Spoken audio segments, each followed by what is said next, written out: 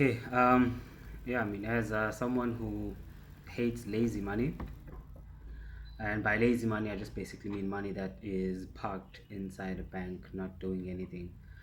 I wasn't greatly affected when it actually came to this Capitec issue because I do have, you know, an account with Capitec as well. So I don't know, but I don't usually keep a lot of money in any bank account that I actually have. So for me, this came as some sort of a reminder that at the end of the day, I mean, it's the bank system, or I mean, these are just digits at the end of the day. These are just numbers, and the numbers could go away. So it's much better. You're much better off looking at ways to invest in some assets that you can actually point to. Some assets that appreciate in value over time, as opposed to keeping money in a bank and thinking, okay, I'm saving it for a rainy day. I'm not saying don't have savings or some sort of a backup plan, but I would particularly say if you're still making your way up, it's much um, better, I can say, to have I don't know, put all the money that you can into creating and generating more income. I mean, it's pretty logical, but at the end of the day, we have to understand that we are humans and we do get nervous. I mean, you could lose your job or you can lose your business, and your partner could lose their job or their business as well. So you want to have some sort of safety net. But I would say this, for some people, I'm pretty sure that will not work. Right? For some people, I think the option of having many different income streams, even if it's generating $1,000, $2,000 a month, $3,000 a month, I don't think initially the amount is important, but actually seeing in your bank account, like your bank account growing because of side hustles or side businesses. I hate the word side hustle though, but I mean, it's a commonly used term.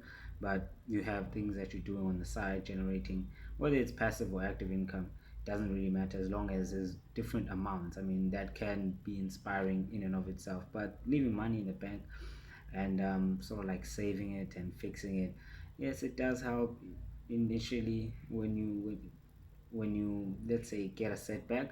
But if, for example, you go for 6 months without getting a job and you only saved up $50,000 or $100,000, I mean, if you're used to getting paid, let's say 30,000 or 40,000 per month, you're still in big trouble. So I would say, I would say, if you can, make sure you take whatever money that you have, find some reliable sources of alternative revenue, whether it be real estate, whether it be in the farming sector, whether it be, let's say, investing in a small business that you have heavily researched. Okay, I wouldn't say go into stocks. I mean, stocks are probably a loser's bet. But if you want to go into the markets, I'd probably suggest an index fund or something like that. But I mean, there's just too much work involved in analyzing stocks and where they're going to go.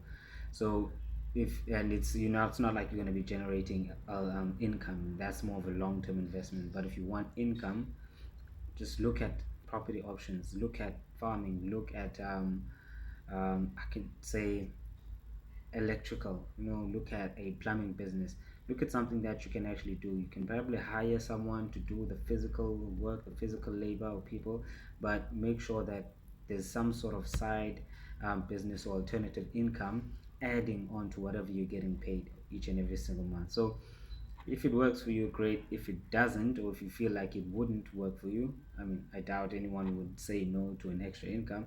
But at the end of the day, I think the bank have taught us a lesson. These are just numbers at the end of the day. We want assets, we want things we can point to, we want things that actually appreciate in value, and whenever we get tired of them, then we can actually sell them off, because all these digits just belong to the bank basically. So yeah, that's my 2 cents on the whole Capitec thing. Hope you guys get your money back. Hope you guys get your money back without any charges or anything like that, because I'm pretty sure the banks will add Capitec will add charges or something. So just watch out for that, and I hope you guys have a good yeah, weekend.